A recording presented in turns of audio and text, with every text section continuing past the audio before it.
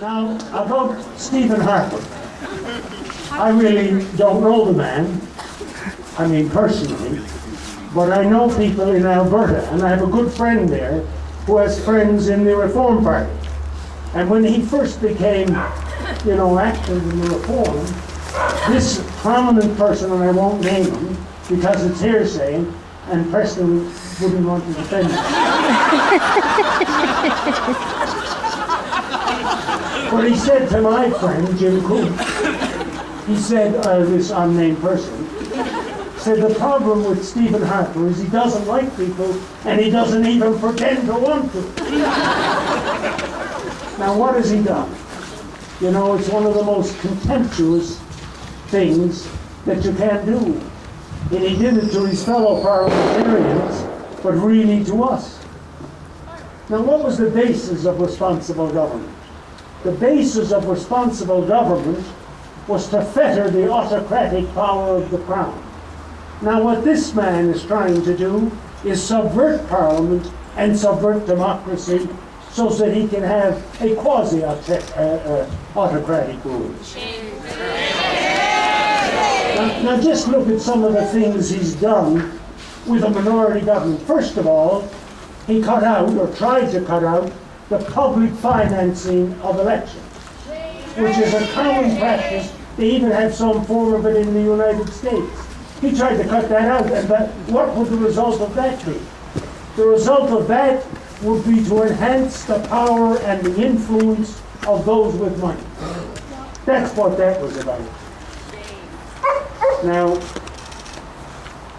what you also have to realize that under our system of government, the Prime Minister and the executive and the legislature had their power fused. In America, they're divided. So it's quite clear,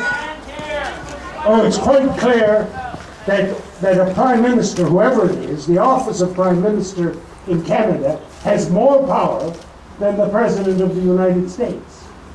And we've given it to Stephen Harper.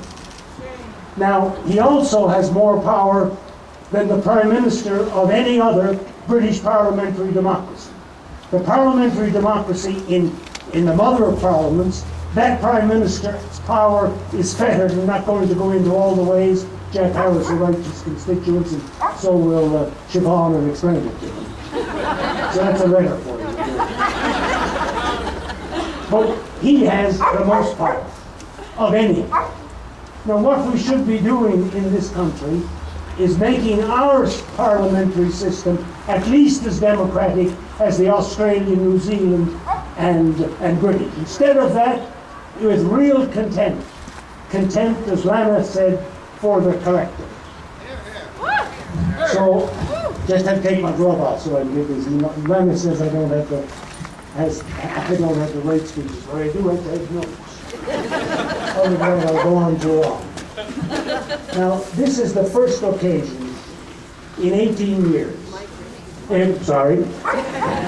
This is the first occasion in 18 years that I have spoken publicly on a political matter.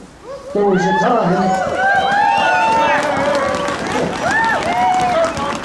time when I even did it for a living, until I was involuntarily retired. That's a euphemism for defeat.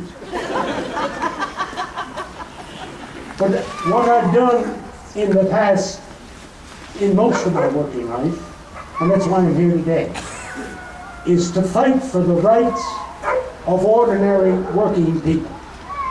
And what I see now being done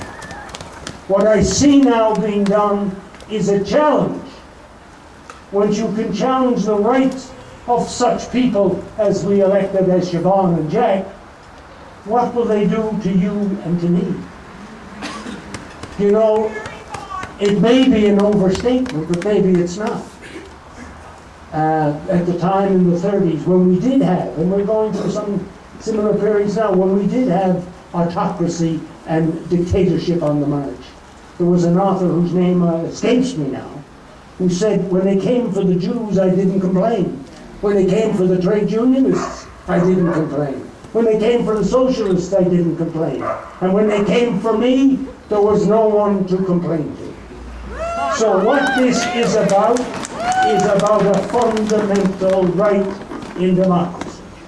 And what we cannot let happen across Canada is what happened here 66 years ago, 1934. When we went down as the only people of Celtic and British descent ever to give up responsible government. We let our democracy go. This province has now a vibrant democracy. We have a vibrant one. We do hold our politicians accountable, and the rest of Canada has got to catch up to where we're at so that we can see to it that this man does not prevail because he believes that we're too apathetic and we don't care. Well, we do care. And I'm surprised.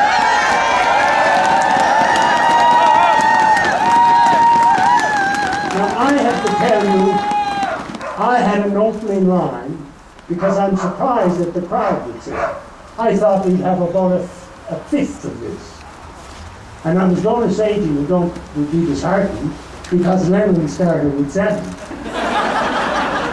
So here we are with a much bigger crowd on a cold winter's day than I expected, and let us send this message that this is something, as Winston Churchill said, up with we shall not put. So good luck and carry on the fight.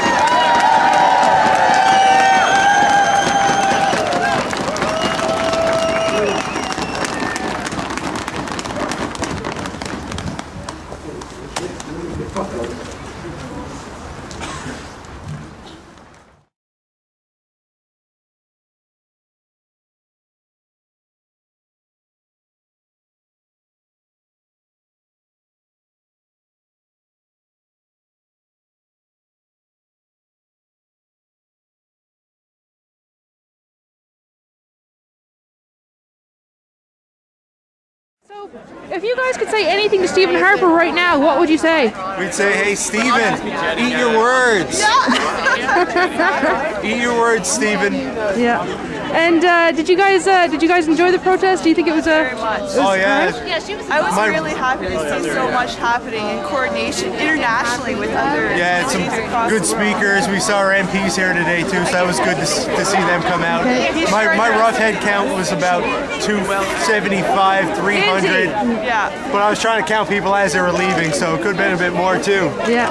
All right. And what do you think that you take away from this today?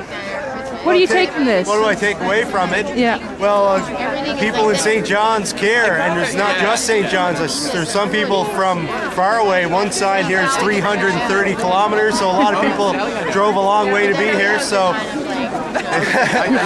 United Canadians, eh? yes, and now Halifax is having their rally right now, and I think there's 60, 65 rallies across the country today. So this is going to be going on all day.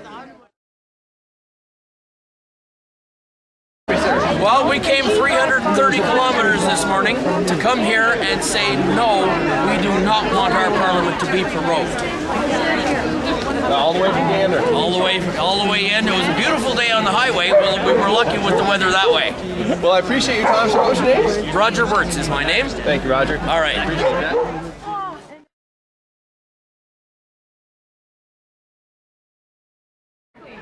If you guys could say anything to Stephen Harper right now, what would you say? Stop making mistakes. Do the right thing. What's the right thing? The right thing is to act as a good example for us. I mean, the best thing he could do, stop ruining Parliament, actually get back